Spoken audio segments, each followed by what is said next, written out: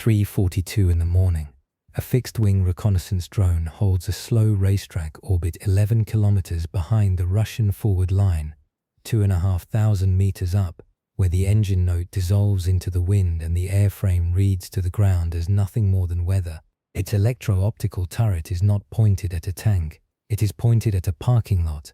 On the ground below, a fuel tanker reverses into a gravel berth, kills its lights, and a two-man hose crew connects to a buried bladder. The drone does not strike. It counts. It has been counting for 9 days.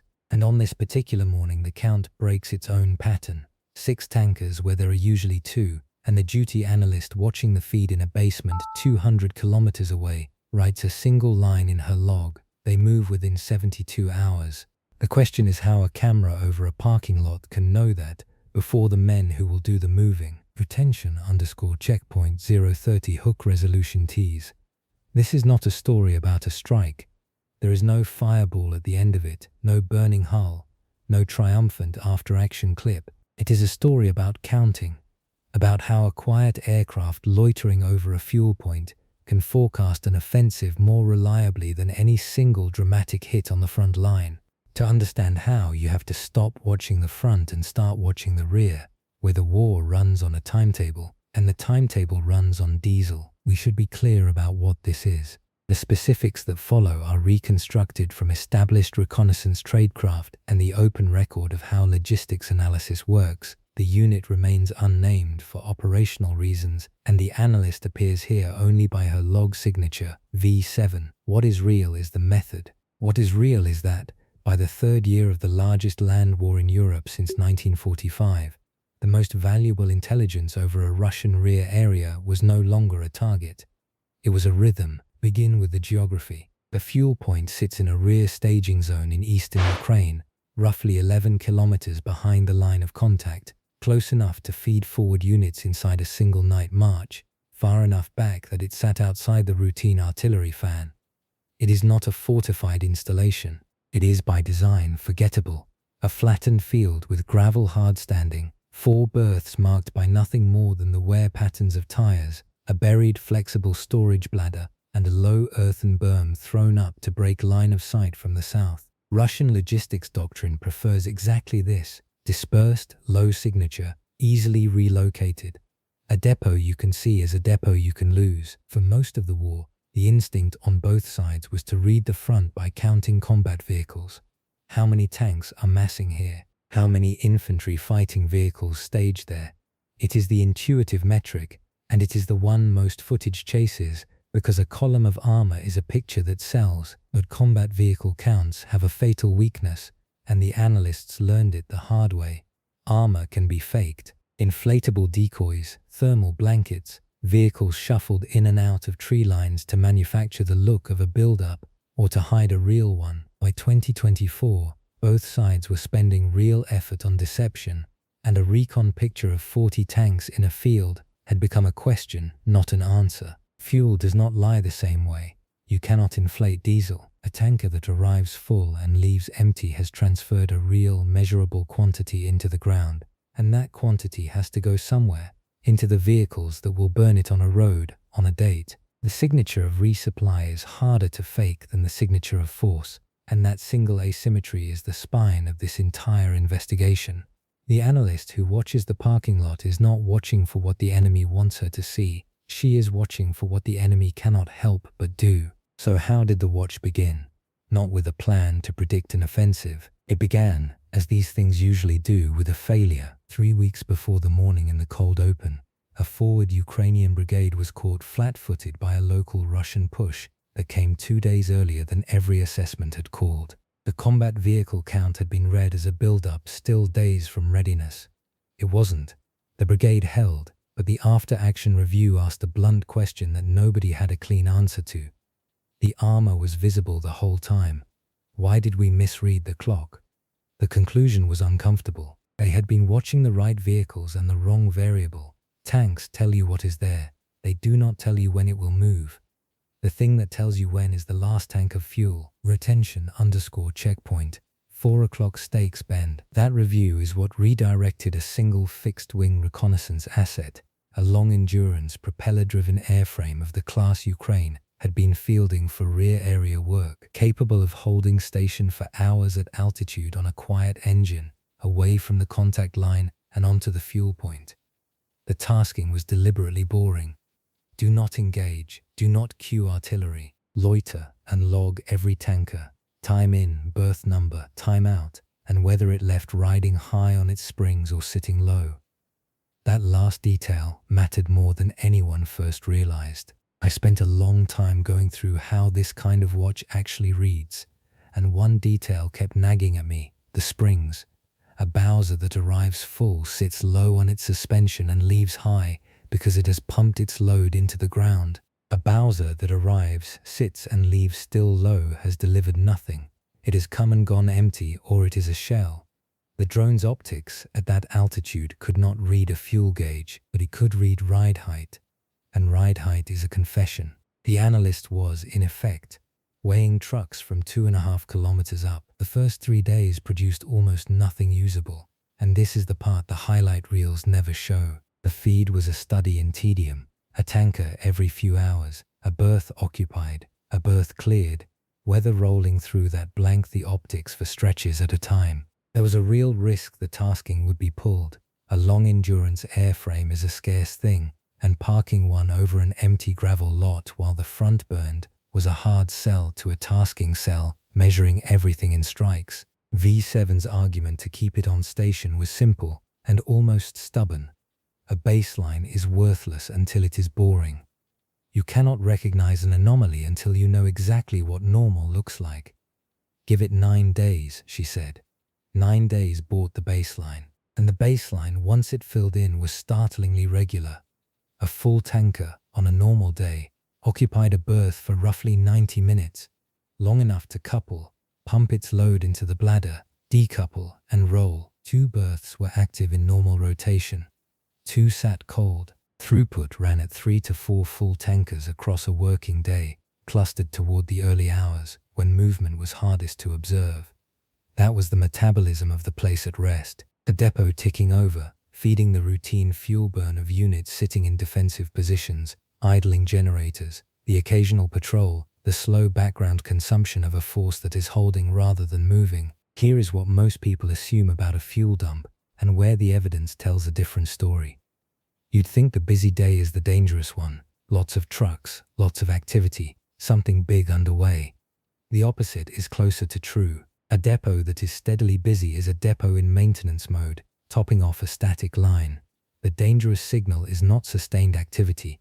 It is the spike against the baseline, the morning the metabolism jumps, because that jump is not consumption. It is accumulation. They are not burning fuel. They are stockpiling it. And you stockpile fuel for exactly one reason: because you are about to spend a great deal of it, fast, in a direction. The investigation was, at that point, a quiet success. 9 days of baseline, a clean model of normal, a method that worked. Then on the 7th day, something appeared in the log that did not fit the model at all, and it had nothing to do with a surge. Retention _ checkpoint, 7:30 microfinal cliffhanger. A single tanker reversed into berth 3 at 22:08, coupled, and did not leave. It was still there at dawn. It was still there at noon the following day. It sat in that berth for 41 hours against a baseline dwell time of 90 minutes, and for a watch built entirely on the idea that dwell time is the message, a truck that refused to leave was either the most important thing on the field or a glitch in the whole thesis. V7 flagged it and kept watching, because an anomaly you cannot explain is the one that gets you killed. We will come back to that tanker. It mattered, but not in the way the watch first feared. The strangest part of the work was how little of it looked like reconnaissance, and how much of it looked like accounting. The analyst's log, by the end, read like a transit timetable. Berth number, time in, time out, ride height in, ride height out, derived dwell, pages of it. Somewhere in those pages was a forecast, and the entire skill was knowing which numbers carried it. The carriers, it turned out, were 3: dwell time, the count of active berths, and the slope of throughput across the day. Dwell told you whether deliveries were real. Active berths told you the depot's surge ceiling, how much it could handle at once, and the slope told you the direction the metabolism was moving. Flat slope, maintenance, rising slope, accumulation, falling slope after a spike. That was the one nobody wanted to see, because a depot going quiet right after a surge means the fuel has already gone forward and the clock is no longer ticking. It has run out. The whole approach inverts the instinct of war coverage completely. The dramatic image, the strike, the burning vehicle, the column of smoke, is the moment of least information. By the time something is on fire, the decision that put it there was made days earlier, in the quiet, in the rotation of trucks that nobody filmed. The real intelligence lives in the boring footage. This case is, in a sense, an argument that the most consequential reconnaissance of the war is the kind that produces nothing worth watching. Put yourself in V7's chair for a second. You are 11 days into a tasking that has produced no targets, no strikes, no clip anyone upstairs wants to see. You have a baseline you fought to keep, one unexplained tanker that has been sitting in berth 3 for nearly 2 days, and a tasking cell that wants the airframe back over the front where things are happening. And then, at 3:11 on the 12th night, the feed shows a tanker entering berth 1. At 3:29, a second enters berth 2. At 3:44, the cold berths, 3 and 4, dark for the entire watch, light up with activity, and a 5th and 6th tanker queue at the field edge. The metabolism has not jumped. It has detonated. A Gretinand_checkpoint, 50% mid-roll hook. This is the moment the whole method either earns its keep or doesn't. 6 tankers against a baseline of 3 to 4 a day. All of them arriving inside a single hour. All of them, and V7 confirmed it by ride height as each one departed. Leaving high, real deliveries. Not a deception shuffle. Not the same truck circling for the optics. 6 distinct vehicles, 6 real loads pumped into the ground.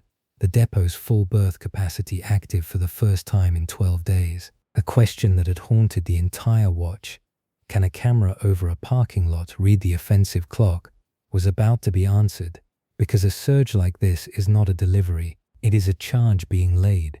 Here is the part that doesn't make sense on the surface, and the controversial read that comes with it. Most analysis of the rear area treats a fuel surge as confirmation. You see the build-up of armor, then you see the fuel arrive, and the fuel tells you the armor is about to roll. But on the night of the spike, the forward armor count had not meaningfully changed. The tanks the brigade could see were the same tanks they'd been seeing. By the conventional reading, nothing was imminent, and here is the take that will draw fire. The fuel surge was the more trustworthy signal. And if you had to choose between the armor picture and the fuel picture, you should have believed the fuel and discounted the armor. The vehicle count can be staged. 6 real loads of diesel cannot. We think the brigade that got caught 3 weeks earlier was failed not by bad reconnaissance, but by trusting the wrong sense, by believing what it could see massing instead of what it could measure arriving. That is a hard thing to say about people doing dangerous work in good faith. It is also, on the evidence, true. So what do you do with a spike? You do not, in this case, strike, and that decision is itself part of the lesson. A single strike on the surging depot would have destroyed some fuel and announced immediately that the timing was known. The deeper value was the forecast, and the forecast was worth more intact than the fuel point was worth destroyed. The analyst's product was not a target, it was a number, a window. Working backward from the surge, the assessment was that the forward units would be topped off within 24 hours of receiving the fuel, and that an offensive built around freshly fueled vehicles does not sit on full tanks. Full tanks are perishable, vulnerable, a liability if you wait. You fill, then you go. The window was 72 hours, weighted toward the front of it. Would you have trusted that? Sitting in a command post with one analyst telling you a parking lot says the enemy moves in 3 days, and your own eyes telling you the armor hasn't changed. What do you act on? That is a real question with real weight, and it is worth sitting in the comments, because the answer the war kept giving was not the comfortable one. Retention_checkpoint, approximately 14 min microfinal cliffhanger. The forecast was logged and passed up. The watch continued, because the surge was not the end of the story. There was still the matter of the tanker in berth 3, the one that had sat for 41 hours, and there was something else, something the analyst had flagged in passing, and nobody had been able to read until later. At 4:11 on the night of the spike, A short encrypted radio burst had transmitted from the vicinity of the fuel point. It was logged, time-stamped, and set aside untranslated. It would be 10 days before anyone understood what it carried, and when they did, it confirmed the forecast in a way the imagery alone never could. First, the tanker that wouldn't leave. The 41-hour Bowser in berth 3 turned out to be exactly what its ride height suggested, and nothing more sinister. It had arrived low and stayed low because it could not pump out. The simplest explanation in logistics is usually the right one. A failed transfer pump, a coupling that wouldn't seat, a mechanical fault on a vehicle that had nowhere to be repaired except where it stood. The reason it mattered was not espionage. It was that, for 41 hours, one of the 4 berths was effectively dead, which meant the depot's true surge ceiling during the spike was lower than its layout suggested. When 6 tankers arrived needing to cycle through and 1 berth was out of action, the queue at the field edge made sense. The dead tanker was not a mystery. It was a constraint, and reading it correctly is the difference between an analyst and a person watching trucks. There is a line in the after-action notes that reads almost like an apology to the method. It says, in effect, "We nearly pulled the asset on day 3 because nothing was happening, and nothing happening was the entire point. The boring days were not failure, they were the instrument being calibrated. You cannot hear a spike if you have never measured the quiet." Now the encrypted burst at 4:11. When it was finally processed, well after the window had closed, it was a routine logistics confirmation, the kind of traffic that floods any military network during a resupply, a forward element acknowledging receipt and reporting fuel state, mundane on its face. But its timing was the confirmation the watch had been missing. The burst originated minutes after the 6th tanker cleared the field, which placed a real, communicating forward element drawing on that fuel at exactly the moment the surge concluded. The imagery had shown fuel arriving at the depot. The intercept, weeks late, closed the loop by showing fuel being claimed at the front. The parking lot and the radio said the same thing from 2 ends of the supply line, and the forecast itself, the offensive that the surge predicted, came inside the 72-hour window, weighted, as assessed, toward its front edge. A camera over a parking lot, watching trucks, had named the day before the men who would do the moving had topped off their tanks, not because it saw the future, but because it understood that an army's intentions leak through its logistics long before they show on its order of battle. The decision to attack is made in a headquarters. The fuel to enable it has to physically move, in trucks, on a schedule, past a camera that can count, a retention_checkpoint, approximately 21 minute final cliffhanger. What the OSINT community established in the open record in the days afterward fits the same logic, even without the classified specifics. Analysts tracking Russian rear area resupply have repeatedly shown that supply cadence, rail offloads, truck rotation, the rhythm of fuel and ammunition moving forward, leads visible combat activity by a measurable margin. The depot watch is the tactical, close-range version of a pattern that runs all the way up to satellite tracking of rail yards. Count the trucks, time the dwell, weigh the spike against the baseline, and you are reading the enemy's calendar, not guessing at his mood. One detail that has stuck with me through all of this is how cheap the decisive insight was. Not the airframe. Long-endurance reconnaissance drones are expensive and scarce. The insight, the decision to count instead of strike, to log ride height, to fight to keep a boring tasking alive for 9 days until the baseline filled in. None of that cost anything but discipline and patience is the rarest currency in a war that rewards the dramatic clip.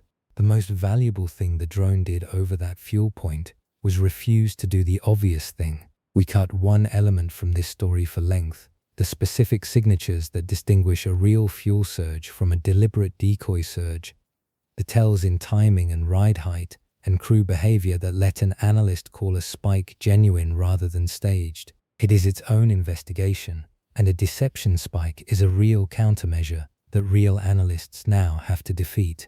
If that is the thread you want pulled, say so, and it becomes the next one we follow. The front is where the war is decided.